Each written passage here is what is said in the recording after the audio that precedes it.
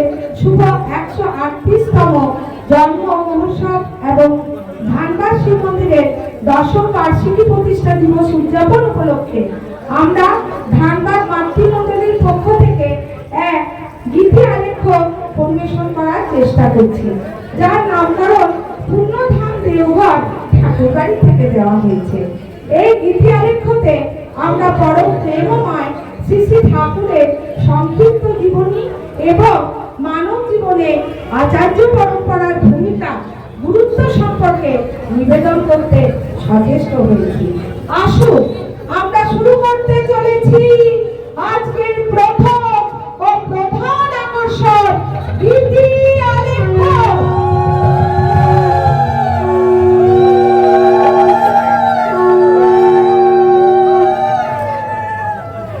তার আদর্শে এসো আমরা বাঁচি এবং সবাইকে বাঁচাই, যার নামকরণ করেছেন আমার শ্রদ্ধেয় তরুণ পালদার দেওঘর থেকে।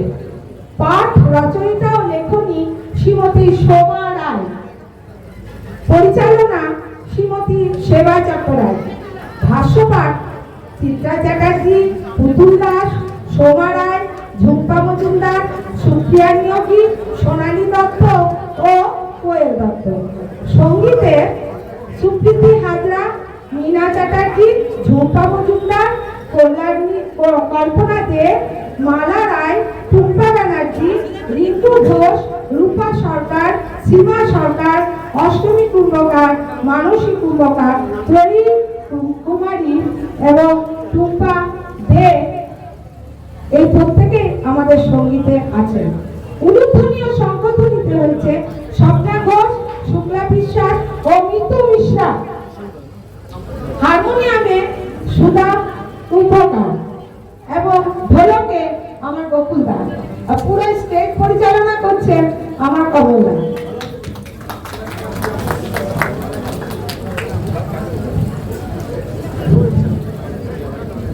সর্বপ্রথম ঠাকুরকে আহ্বান জানিয়ে আমরা তার চরণে এই গীতি আলেখ্য শ্রদ্ধার্ঘ্য নিবেদন করছি।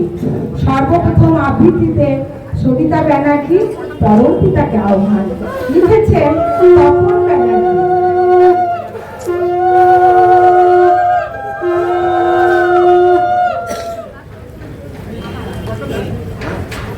সবাইকে আমার জয় গুরু। এসো প্রেমের ঠাকুর শ্রী শ্রী অনুকূল, এসো তুমি পৃথিবীর বুকে, এসো গো, এসো পুরুষোত্তম পরম দয়াল মোদের হৃদয় মাঝারে, এসো গো। ত্রিশীতলে ধরায় করব শীতল, তব প্রেম বাড়ি ধারা সিঞ্চনে, তোমারে ধরিতে এসেছি গো মোরা, ধূপদীপ ফুল চন্দনে, লোভিয়া তোমার রাতুল চরণ, ধন্য হয়েছে মোদের জীবন, তব রাধা নামে হয়ে মাতোয়ারা, ছুটেছে এ প্রাণে খুশির ফোয়ারা। এসো এসো প্রভু দুর্বাদল শ্যাম, আদি আনন্দ ধারায় এসো গো। বৈকুণ্ঠে তুমি নারায়ণ, কৃষ্ণ মথুরায়, শ্রী অনুকূল নাম নিয়ে আসিবে ধরায়। এ ভব নদীর তুমি কান্ডারি, প্রভু তরাও আমার জীবন করি, মোর নিত্য হৃদয় পূর্ণ হল গো, লোভিয়া তোমার শ্রীচরণ। তুমি ভালোবাসার ফলগ ধারায় তরালে মোর অধম জীবন। সব শেষে কবিগুরুর ভাষায় বলি, তুমি যে তুমি ওগো সেই তবরি, আমি মোর প্রেম দিয়ে শুধু চিরদিন। জয় গুরু। পরবর্তীতে সকল ধানবাদের মাতৃমণ্ডলী ঠাকুরকে প্রণাম জানিয়ে এক গান নিবেদন করছেন, প্রেমী তোমারে প্রণাম জানায়। তোমারে প্রণাম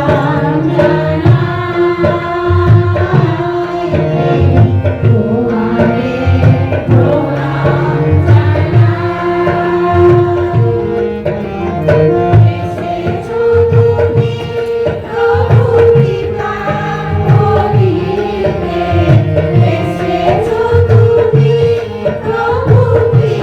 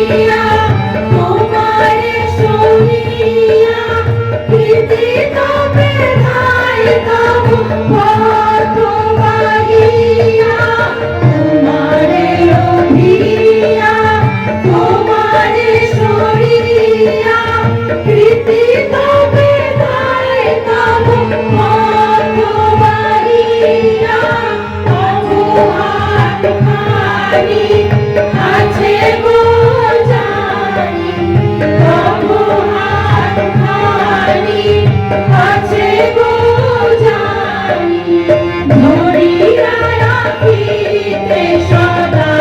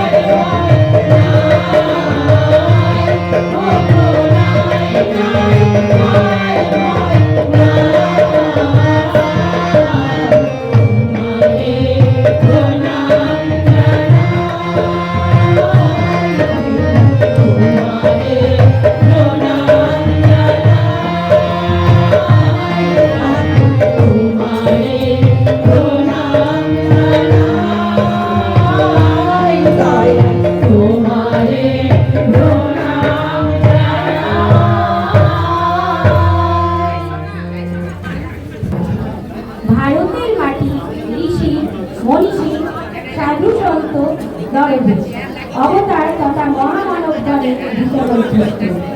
যুগে যুগে যখন ধর্মের গ্লানি হয় অর্থাৎ অধর্মের প্রাধান্য প্রকাশ পায় এবং ধর্মের বিনাশ ঘটে, ঠিক তখনই সাধারণ মানব রূপে ভগবান আবির্ভাব ঘটে।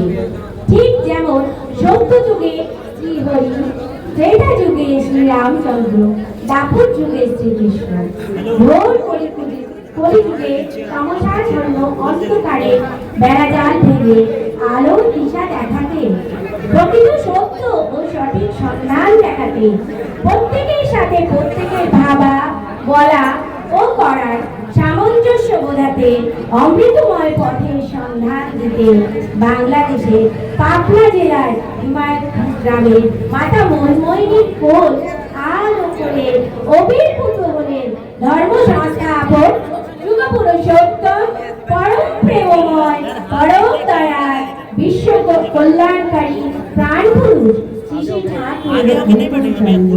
পিতা ছিলেন শিবচন্দ্র চক্রবর্তী।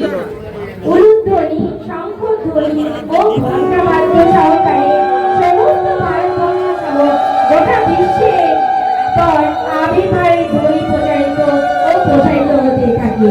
পতিত পাবন দয়াল ঠাকুর এসেছেন ধর্মতাকে। শঙ্খ বাজিল রে, ঘণ্টা বাজিল রে,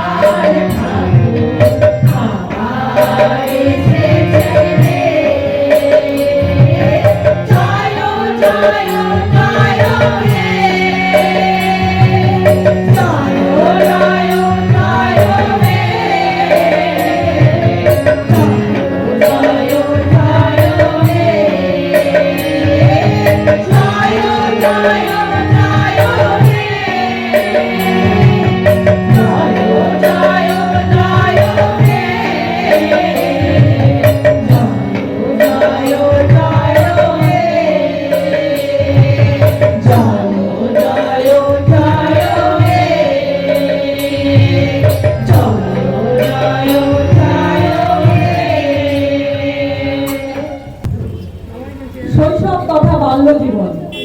জন্মের পর ক্রমে ক্রমে শিশু বড় হতে লাগলেন।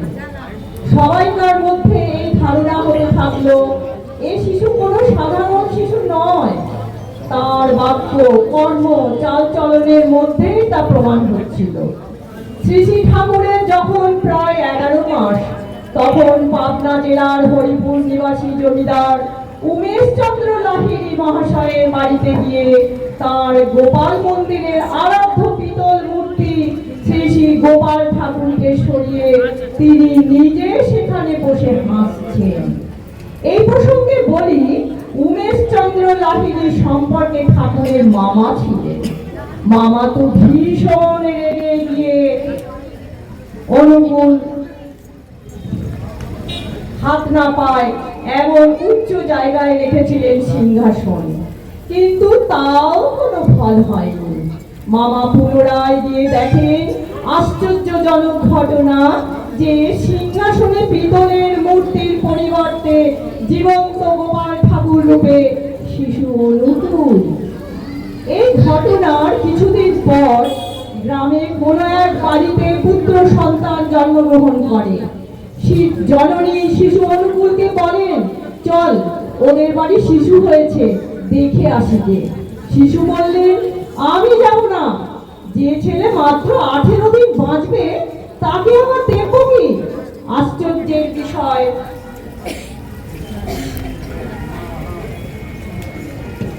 ঠিক 18 দিনে ওই শিশুটির মৃত্যু হয়েছিল। এইরকম অজস্র ঘটনা আছে যার মধ্য দিয়ে বোঝা যায় শিশু অনুকূল ভগবানের সাকার মূর্তি। তিনি মানব রূপে এই ধরাধামে এসেছেন বলে ঐশ্বরিক ক্ষমতার বহিঃপ্রকাশ আমরা প্রত্যক্ষ করতে পারি তার বাল্য জীবন বা শৈশব জীবন থেকে। তাই তো আমরা গেয়ে উঠি, মাতা মনমোহিনীর কোলে আজও হাসে খেলে শ্রী অনুকূল দয়াময়। মনমোহিনীর কোলে আজও হাসে খেলে শ্রী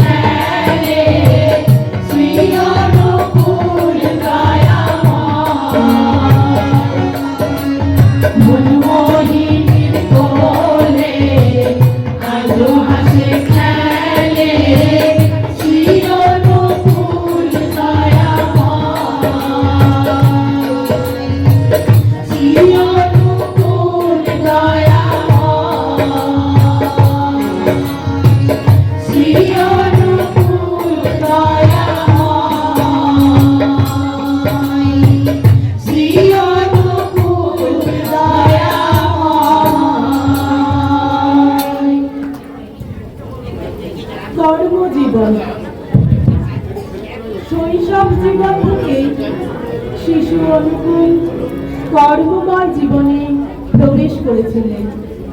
তার বাবার একবার কঠিন অসুখ হয়েছিল এবং সংসার চালানো খুব কষ্টকর হয়ে দাঁড়িয়েছিল মায়ের একার পক্ষে। বাবার ওষুধ কেনার মতো অর্থও সংসারে ছিল না। তখন তিনি মাকে সাহায্য করার জন্য বলেছিলেন, মা মা তুই মুড়ি ভাজ আর আমি ঘরে ঘরে বিক্রি করে আসব, তারপর যা টাকা পাবো বাবার চিকিৎসায় লাগাবো। দিন পেরিয়ে যাবে বলে বসেছিলেন না বালক অনুকূল। তার মা বাবার প্রতি শ্রদ্ধা, ভক্তি, ভালোবাসা ছিল অপরিসীম, যা তার কর্মের অনুপ্রেরণা, সাহস, শক্তি। তিনি বলেন, আমরা আমাদের জীবনে যা যা পেতে চাই তা পেতে গেলে যা যা করণীয় তা আমাদের করতেই হবে। কর্মহীন জীবন হলো বন্ধা জীবন। পাওয়ার পিছনে না ছুটে আমাদের কর্মের উপর জোর দিতে হবে। ধর্মের প্রধান উৎসই হলো কর্ম, যা ঠাকুর আমাদের শৈশব কাল থেকেই করে করিয়ে শিখিয়ে আসছেন। যৌবন বয়সেও তার অসংখ্য কর্মের নিদর্শন পাওয়া গেছে। তিনি মানুষকে আনন্দে রাখার জন্য কীর্তনের দল তৈরি করেছিলেন। মানুষের মনকে ভালো রাখতে কীর্তন খুব কাজে লাগে, কিন্তু তা সাময়িক। তাই মানুষকে সারা জীবন সুস্থ ও আনন্দে রাখার জন্য তিনি ক্রমে ক্রমে সৎ শিক্ষার সাথে সৎ নাম দিতে লাগলেন, যা মানুষকে কর্মমুখী করে তোলে এবং সৎসঙ্গ নামক এক আশ্রয়স্থল প্রতিষ্ঠা গড়ে তোলেন, যার উদ্দেশ্যই হলো মানুষের মঙ্গল করা এবং সুন্দরভাবে বাঁচানো এবং সুচারুভাবে উন্মোচনের পথে এগিয়ে নিয়ে যাওয়া সমগ্র জীব জগৎ এবং মানব সমাজকে। তিনি পেশায় ডাক্তার ছিলেন এবং মানসিক রোগ বিশেষজ্ঞ। সাধারণ মানুষের কাছে ছিলেন অন্তর্যামী ভগবান। তিনি করে দেখিয়েছেন যে কাউকে ভালোবাসতে গেলেও কর্মের প্রয়োজন, শুধু মৌখিক ভালোবাসা ক্ষণস্থায়ী। তিনি দীন দুঃখী গরিব আপামর জনসাধারণের পরম পিতা। পিতার স্নেহে ছত্র ছায়ায় রেখে সবার যার যেখানে যতটুকু দরকার তিনি কর্ম করে যেতেন, নিঃস্বার্থভাবে কোনো ফলের আশা না করে। তার কর্মময় জীবনের পরিধি ব্যাপক ও সুদূর প্রসারী। তাই আমাদেরও তার কর্মশক্তিকে পাথেয় করে একটি দিন অতিবাহিত না করে তার পথ অনুসরণ করে আমাদের জীবন সাধনার মূল লক্ষ্যে কর্মের মধ্য দিয়ে উপনীত হতে হবে। ধরো, করো, হও, পাও, এই ছিল তার জীবনের মূল মন্ত্র।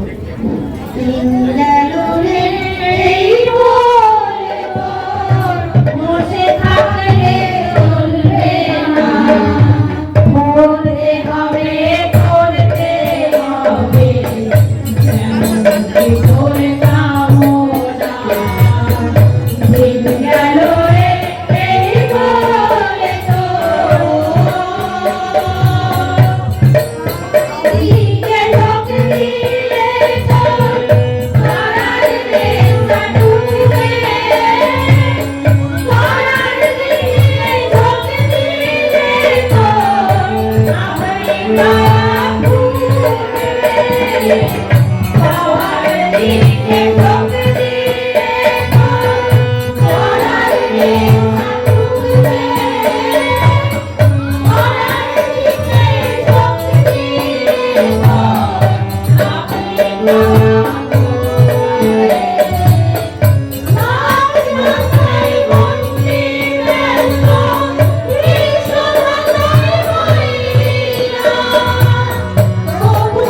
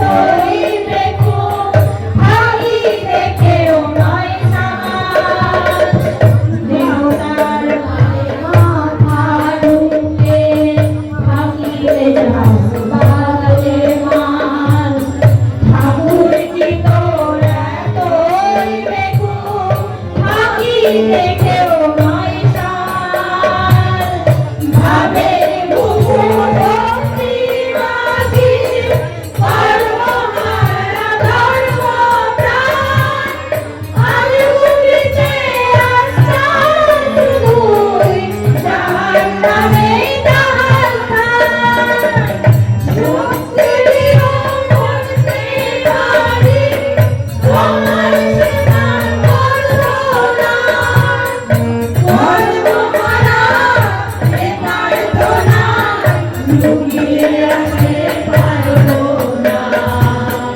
দিন গেল রে বলে তো বসে থাকলে চলবে না ধরতে হবে করতে হবে যেমনটি তোর কামনা দিন গেল রে বলে তো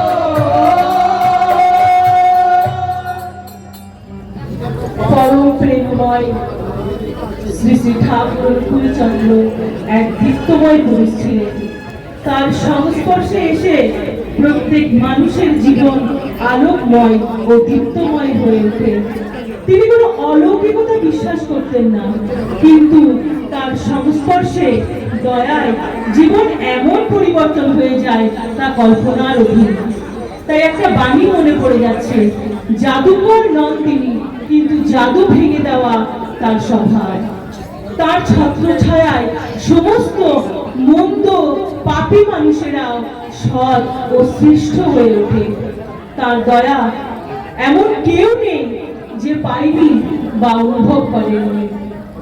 বিশ্বাস, ভরসা, ভালোবাসা ও ভক্তি নিয়ে যদি তাকে জীবনে গ্রহণ করা হয়, তবে প্রত্যেকের জীবনই ধন্য, উন্নত ও জ্যোতির্ময় হয়ে উঠবেই উঠবে, এটা আমার দৃঢ় বিশ্বাস।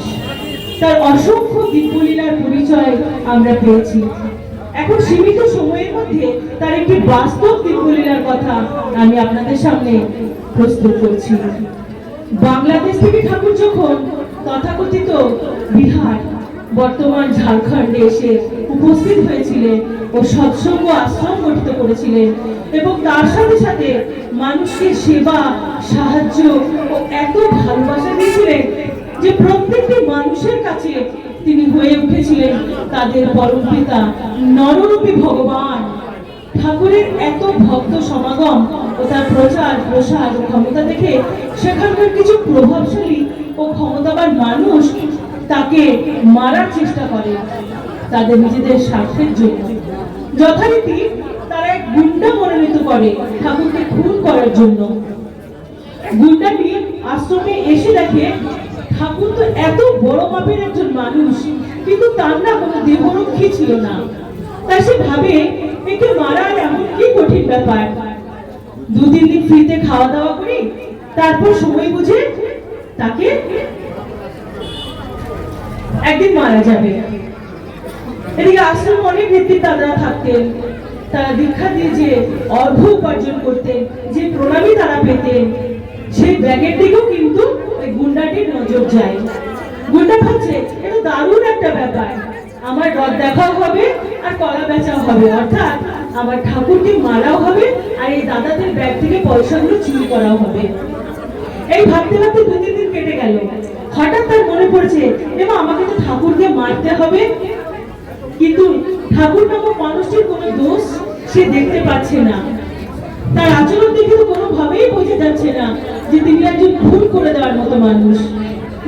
যাকে টাকা যখন পাবো তখন খুন করতে আর কি আছে, এইসব সে ভাবছে।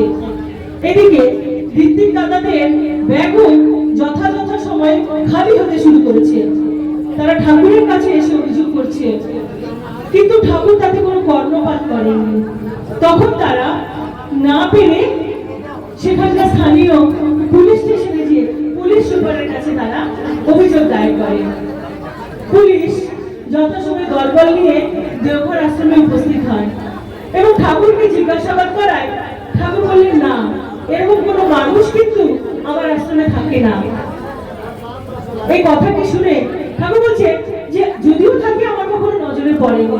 তো এই সমস্ত কথা শুনে ওই ঋত্বিক দাদা প্রচন্ড ঠাকুরের উপর অসন্তুষ্ট হলেন। বলছেন, ঠাকুর, এত বড় গুন্ডাকে আপনি কেন আশ্রয় দিয়ে নিজের নাম কলঙ্কিত করছেন?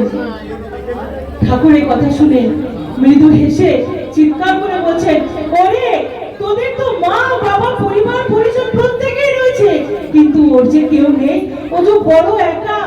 আমি যদি ওকে দূরে ঠেলে দিই, ওর কি হবে? কে ওকে গ্রহণ করবে? ওকে তো এই সমাজ ছিঁড়ে ছিঁড়ে খাবে। ও কোথায় যাবে? এই কথাটি কিন্তু ওই গুন্ডাটি সে এসে ঠাকুরের পায়ে লুটোলুটি করে কান্নাকাটি করে বলছেন, ঠাকুর, আমি তো তোমাকে মারতে এসেছিলাম, তুমি আমাকে এইভাবে বাঁচালে। তখন সেই গুন্ডাটি মনে মনে এটাও ভাবছে যে সত্যি ঠাকুর কোনো সাধারণ মানুষ নয়, উনি সাক্ষাৎ ভগবান। ঠাকুরের কাছে ক্ষমা চাইলো।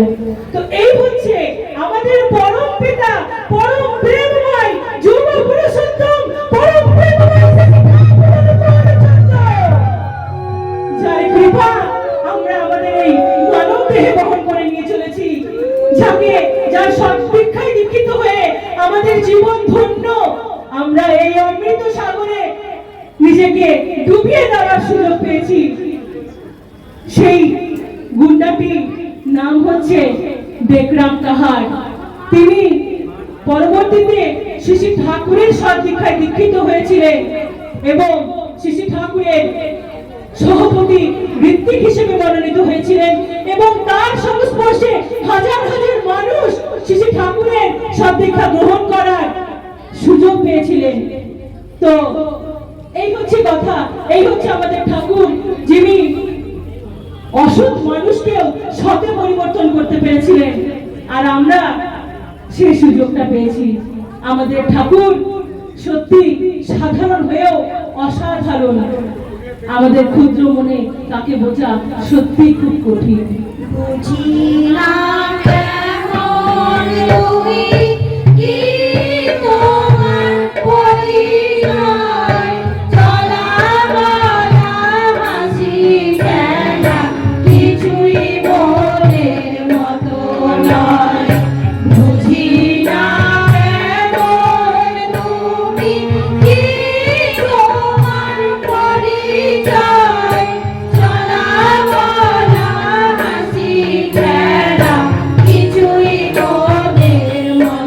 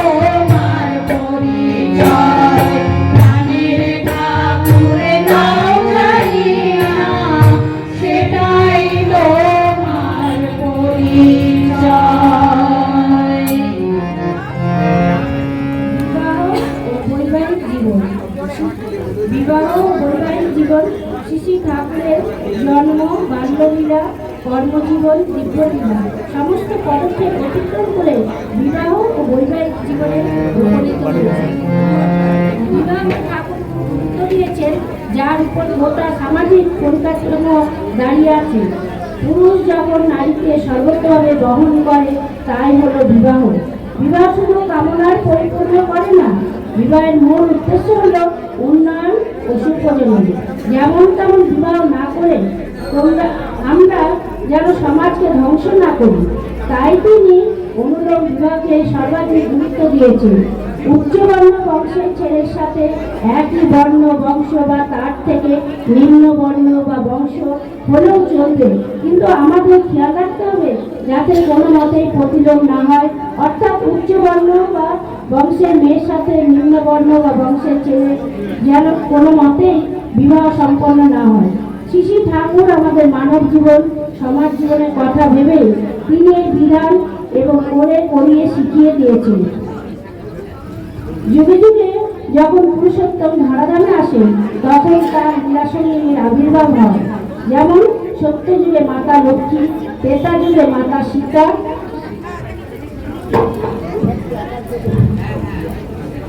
দাপর যুগে রাধারানী, ঠিক তেমনই এই কলিযুগে শ্রী ঠাকুর অনুকূলচন্দ্রের লীলাসঙ্গিনী সহধর্মিনী অর্ধাঙ্গিনী হিসাবে আবির্ভূত হয়েছে। বাংলাদেশের গাওগাঁও গ্রামে সরস্বতী দেবী, যিনি গোটা সৎসঙ্গের আশ্রমবাসী তথা সকল মানুষের কাছে পরমারাধ্যা জগজ্জননী শ্রী বর্মা নামে সুপরিচিতা। তিনি ছিলেন রূপে লক্ষ্মী, গুণে সরস্বতী। শ্রী বর্মার জীবনে না বলে কোনো শব্দ ছিল না, সবটাই তিনি করার বা মানিয়ে নেবার চেষ্টা করতেন। সংসারে তার নামে কেউ কিছু বললেও তিনি থাকতেন নিরুত্ত। তিনি কোনো সাধারণ মানবী ছিলেন না। তার মধ্যে মা লক্ষ্মী, মা দুর্গা, মা অন্নপূর্ণার রূপ পরিলক্ষিত হয়েছিল যথাসময়ে। আমাদের বড় মা সমস্ত শারীরিক ও মানসিক গুণাবলী দেখে স্বয়ং নারায়ণ তার অর্ধাঙ্গিনী হিসেবে লক্ষ্মীরূপী শ্রী বর্মাকে নির্ধারিত করেছেন এবং শ্রী বর্মা শ্রী ঠাকুরের শৌর্য, বীর্য, তেজ, পরাক্রম, বীরত্ব দেখে ঠাকুরকে স্বামী হিসেবে সম্মতি প্রকাশ করেছেন। তাদের বিবাহিত জীবনে সুখ, শান্তি, আনন্দের প্রাচুর্য ছিল। শ্রী ঠাকুর যা বলতেন বর্মা তাই করার চেষ্টা করতেন। প্রতি ধ্যান, প্রতি জীবন, প্রতি সেবা ছিল তার জীবনের মূল ব্রত। আর এই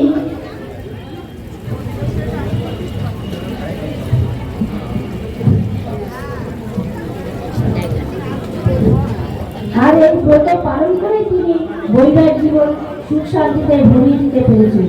শ্রী ঠাকুর বলতেন, গর্ব না থাকলে আজ আমি আপনাদের ঠাকুর হতে পারতাম না।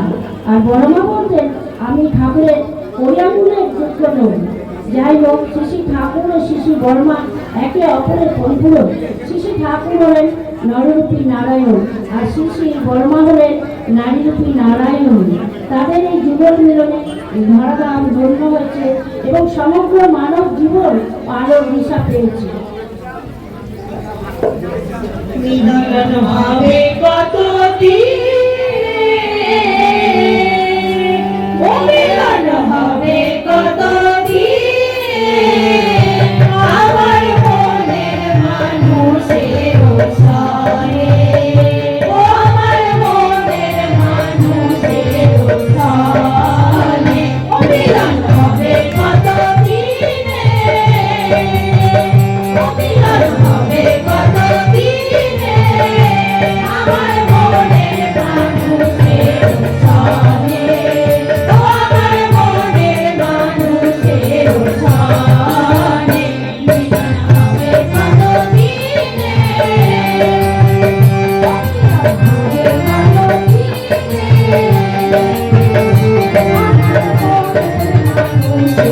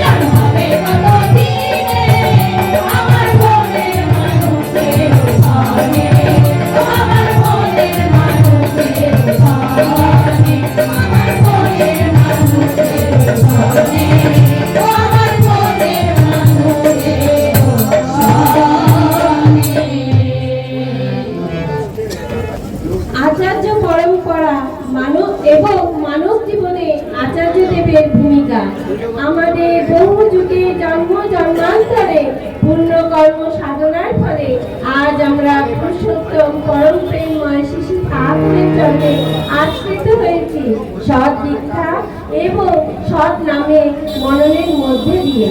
কিন্তু শিশু ঠাকুর আজ মানব রূপে ধরাধামে নেই ঠিকই, কিন্তু আমাদের সৌভাগ্য যে তিনি দয়া করে আমাদের জন্য রেখে গেছেন আচার্য পরম্পরা, যার মধ্যে ঠাকুর মুক্ত হয়ে উঠেছে এবং জীবন্তভাবে লীলা করছেন।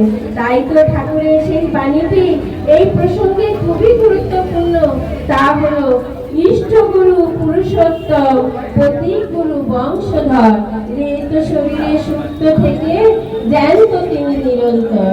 শ্রী শ্রী ঠাকুরের পর বংশ পরম্পরায় জ্যেষ্ঠ আত্মজয়ী আচার্য হিসেবে ভূষিত হয়, যিনি আচরণ করে আমাদের বর্তমান পরিস্থিতিতে আমাদের জীবন চলনার কৌশল যুগ শেখাচ্ছেন।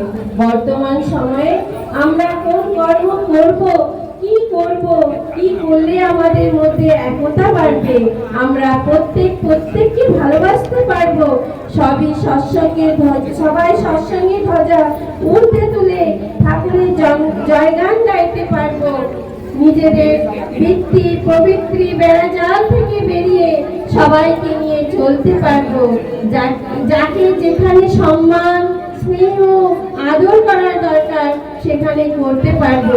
তাই তিনি অবিরাম দিবারাত্র প্রয়াস করে যাচ্ছেন, ঠাকুরত্ব সবার মধ্যে জাগ্রত করতে চাইছেন। তিনি বলেন, কোনো সাদা পোশাক পরেও নয়, জয়গুরুর আওয়াজ দিয়েও নয়, সৎসঙ্গে বলে বোঝানোর জন্য আগে নিজেকে ঠাকুরের মানুষ হিসাবে গড়ে তুলতে হবে। আমরা যদি সেই আচার্য কেন্দ্রিক চলনে চলতে পারি এবং তিনি আমাদের ভালোর জন্য, মঙ্গলের জন্য এবং সবাইকে আনন্দ দেবার জন্য যা যা করতে বলছে, আমরা যদি অগ্রপশ্চাৎ তা না ভেবে শুধু সেইগুলি পালন করার চেষ্টা করি, তবে আমাদের জীবনে উন্নতির কথা ভাবতে হবে না এবং রোগ শোক দোষ দূর হবে, এই বিষয়ে কোনো সন্দেহ নাই। আর তাকে খুশি করতে পারলে স্বয়ং ঠাকুরও খুশি হবেন এবং স্বস্তি পাবেন। আমরা যারা পুণ্যধাম ঠাকুর বাড়ি যাই, তারা আজও সেখানে আচার্য লীলা সর্বক্ষণ দেখতে পায়। ঠাকুরের বাড়িতে বলি, তাই ঠাকুরের বাড়িতে বলি, দেব দেবতা হাজার ধরি, আচার্য যার ইষ্ট নয়, স্পষ্ট যেন বুঝে রাখি জীবন চলায় নিহাত ভয়। দেখবি যদি মনের মানুষ, দেখবি যদি মনের মানুষ, সে ঘরেতে আয় রে আয়।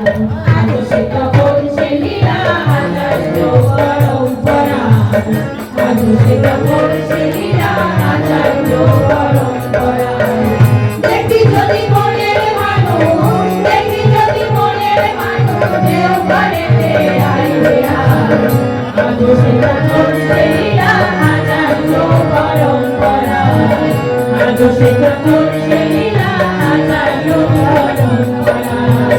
ডাক্তার যেমন নারী ধরে রোগীর রোগ সারায়, গুরু যেমন হাতটি ধরে ভব নদী পার করায়, ভব নদী পার করায়। ডাক্তার যেমন নারী ধরে রোগীর রোগ সারায়, গুরু তেমন হাতটি ধরে ভব নদী পার করায়, ভব নদী পার করায়। চোর নকল হয় রে সাধু, সামনে মেরে দেখবি জাদু। চোর নকল হয় রে সাধু, সামনে মেরে দেখবি জাদু। মান করিলে নামের মধু, মান করিলে নামের মধু, জিনাবে জ্বালা ঘুচে যায়। আজও সেটা করছে লীলা আচার্য পরম্পরায়, আজও সেটা করছে লীলা আচার্য পরম্পরায়। দেখবি যদি মনের মানুষ, দেখবি যদি মনের মানুষ, দেও ঘরেতে আয় রে আয়। আজও সেটা করছে লীলা আচার্য পরম্পরায়, আজও সেটা করছে লীলা আচার্য পরম্পরায়। জন্মদাতা পিতা মাতা আনন্দ দেবতা, তাদের জীবনা করে বুঝলি মাটির দেবতা, বুঝলি মাটির দেবতা। জন্মদাতা পিতা মাতার আনন্দ দেবতা, তাদের জীবনা করে বুঝলি মাটির দেবতা, বুঝলি মাটির দেবতা। যত বড় হও না নেতা, সবই তোমার যাবে বৃথা। যত বড় হও না নেতা, সবই তোমার যাবে বৃথা। বলে গেছেন বিশ্বপিতা, বলে গেছেন বিশ্বপিতা, আনতে সময় ফিরে আয়। আজও সেটা করছে লীলা আচার্য পরম্পরায়, আজও সেটা করছে লীলা আচার্য পরম্পরায়। দেখবি যদি মনের মানুষ, দেখবি যদি মনের মানুষ, দেও ঘরেতে আয় রে আয়। আজও সেটা করছে লীলা আচার্য পরম্পরায়, আজও সেটা করছে লীলা আচার্য পরম্পরায়, আজও সেটা করছে লীলা আচার্য পরম্পরায়।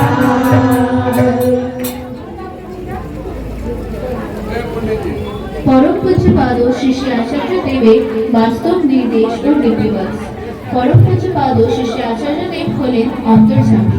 তার সামনে উপস্থিত হলে তিনি তার মন করে নিতে পারেন এবং ব্যক্তিটি কি চাইছেন সেটাতে তার কোনো মঙ্গল হবে কিনা সব কিছু জেনে বুঝে সুপরামর্শ বা নির্দেশ দিয়ে তার মঙ্গল করার, তাকে জীবনে আনন্দ দেবার চেষ্টা করেন। এমনকি তার দৃষ্টি আড়াল বা দূরেও যদি কেউ থাকেন বা কিছু ঘটনা ঘটে, সেটাও তার কাছে আয়নার মতো স্বচ্ছ ও পরিষ্কার। তাই তার থেকে গোপন করা না বলা কথাও তার অন্তরে প্রকাশিত হয়। তিনি অনুধাবন করতে পারেন। তিনি আমাদের সকল ভক্তের কথা ভেবে সকাল সন্ধে অবিরাম সমস্যার সমাধান দেন এবং আমাদের জীবন চলনা যাতে সহজ, সরল ও মসৃণ হয়ে ওঠে তার জন্য তিনি কিছু নির্দেশাবলীও দিয়েছেন, যেগুলি সঠিকভাবে পালন করে বা রক্ষা করে দয়ার অধিকারী হতে পারে।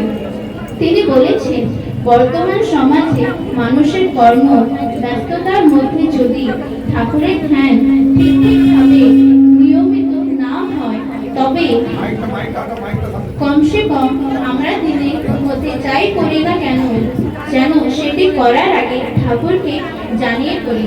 তার ফলে আমি আমার ঠাকুরকে নিয়ে চিন্তনে মননে রাখতে পারবো এবং ঠাকুরকে বলতে গেলে আমার ঠাকুর ব্যথা পাবে, কষ্ট পাবে এমন কোনো কথা বলতে পারবো না। তখন ধীরে ধীরে সেই কর্মগুলি করা থেকে আমরা বিরত হব। বর্তমান পরিস্থিতিতে মায়েরা যাতে ঠাকুরকে নিয়ে আনন্দ করেন, তার জন্য তিনি সবসময় তৎপর থাকেন এবং সর্বাধিক গুরুত্বও দিয়েছেন মায়েদের উদ্দেশ্যে বললেন, সংসারের কাজ কর্ম সেরে বিকেলে মায়েরা বেরিয়ে যেন ডিপি ওয়ার্কস করে বা সকলকে ঠাকুরের কথা যেন বলে, কেননা মায়েরা একটা ঘরে অন্দরমহল পর্যন্ত যেতে পারে। একই আদর্শের ছত্র ছায়ায় একই সুতোর বন্ধনে সবাইকে একত্র করতে হবে এবং ঠাকুরের মানুষ হিসেবে নিজেকে গড়ে তুলতে হবে ও অপরকেও গড়ে তুলতে সাহায্য করতে হবে। আর তাই তিনি এই ডিপি ওয়ার্কস তৈরি করেন। যারা অনেক পুরনো দাদারা মায়েরা ঠাকুরের থেকে দূরে চলে গেছেন, তাদেরকে পূর্ণরয় ফিরিয়ে আনা, এটাই তার বাস্তব নির্দেশ। সবাই তার কাছে গিয়ে তারে কেমন আছে সেটা পূজ্যপাদ আচার্যদেব জানতে চেয়েছেন। তাতে কেউ যদি আমাদের ভুল বুঝে গালাগালি করে, অপবাদ দেয় এবং কি জুতো মারে, তাও আমাদের যেতে হবে এবং আমাদেরকে ভালোবাসা উজাড় করে দিয়ে তাদেরকে ফিরিয়ে আনতে হবে। এটাই বাস্তব কর্ম বর্তমানে। এবং পূজ্যপাদ অবেদ দাদা এই আচার্য নির্দেশকে বাস্তবায়িত করার জন্য তন মন ধন সব কিছু দিয়ে পরিপালন করার চেষ্টা করছেন। তাই আমাদেরও উচিত আচার্য দেবের এই বাস্তব নির্দেশটাকে পরিপালন করে তার শ্রীমুখে যেন হাসি ফোটাতে পারি, তবে আমাদের ঠাকুরও খুশি হবেন। ঠাকুর ও আচার্যদেব আনন্দ পেলে আমরাও আনন্দিত হব। একই আনন্দ পরমানন্দ পুরুষোত্তম লীলায় অভিনব। একই আনন্দ পরমানন্দ পুরুষোত্তম লীলায় অভিনব। পতিত পাবন নরনারায়ণ, পতিত পাবন নরনারায়ণ, দেবময় রূপে দীপয়াবির্ভাব, দেবময় রূপে দীপয়াবির্ভাব। একই আনন্দ পরমানন্দ পুরুষোত্তম